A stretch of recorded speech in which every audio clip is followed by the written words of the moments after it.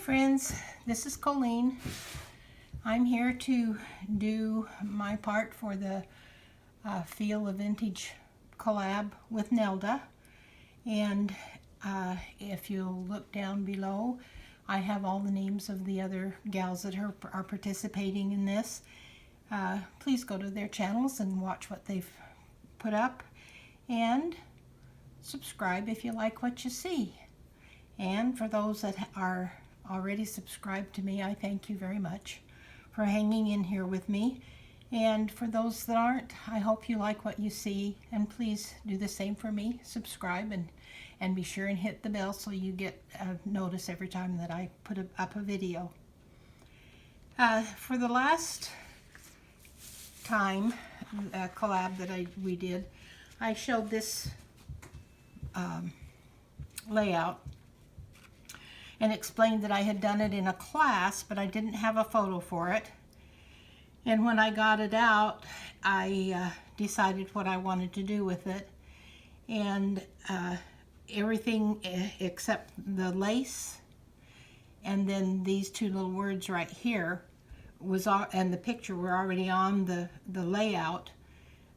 And when I started, I decided that I wanted to do something, and I couldn't use any wider lace because everything was so close to the edges. But something was missing here, and I never did find it, so I don't know what it was. But I found these little epoxy words in my stash, and it says family forever, and I thought that went really cute right there. So today I'm doing the second page of this layout. These are my great-grandparents, by the way, on my mother's side. They're my grandfather's parents. And this one, this is my grandmother's parents. So they're both are my great-grandparents. Now on this one, I did the same with the lace around the edges, the two edges, because there just wasn't enough room at the top to add any lace on either one of the layouts. And the center, I thought that would look funny if I had it on three sides, so I just did two. So when I got this layout, this whole area here was blank, and at first I wanted to put two tags, one for each couple, with their names and birth dates and death dates and all of that information. And then I decided that was not going to work, because if for some reason these two layouts get separated, then it's going to be confusing for this layout, and it's going to leave this layout with no names or anything. So I decided just to use their last names, Coons and Hasler. And then I found this little epoxy resin verse, and it says, "You are so beautiful to me." And that just kind of sums it all up for me. I think my great-grandparents are beautiful people. They sacrificed an awful lot to come over to this country, and that's the way I was able to be born here, is by them coming and bringing my grandmother and my grandfather, and the rest is history, let's say. Anyway, so I just put their last names on here, and then I'm going to make out a sheet with all of their personal information, and I'm going to attach it to the back of the layout. And then that way that information will be with each layout, so in case they get separated. Because after they leave my hands, I don't know what will happen to them. So I'm hoping that this will help my grandchildren and great-grandchildren to understand their heritage and where they came from. Now, a little bit of a story behind these people is that, and I hope this is in frame, this is about my 6th or 7th time trying to film this. The last time I did okay, and then when I went and played it back, in the middle of it slipped into slow motion. I don't know why, but it did.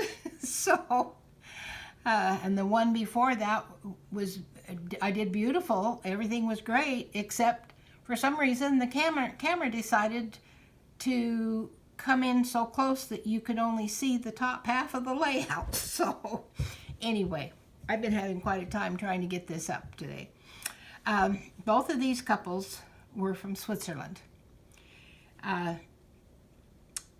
This great-grandma here lost her husband, my grandmother's dad, at a very young age. He died in Switzerland, and she remarried a Mueller and had another child, had a son, and he passed away. And so she, along with her mother, came across on a ship to the United States and brought the children with them, which was my grandma. My grandma was 13 at the time. This couple came over when my grandfather was 4 years old, in the early 1900s. I don't remember the date. I'd have to go back in and look all that up. But anyway, and I will, because I want to put that information on the back. But anyway,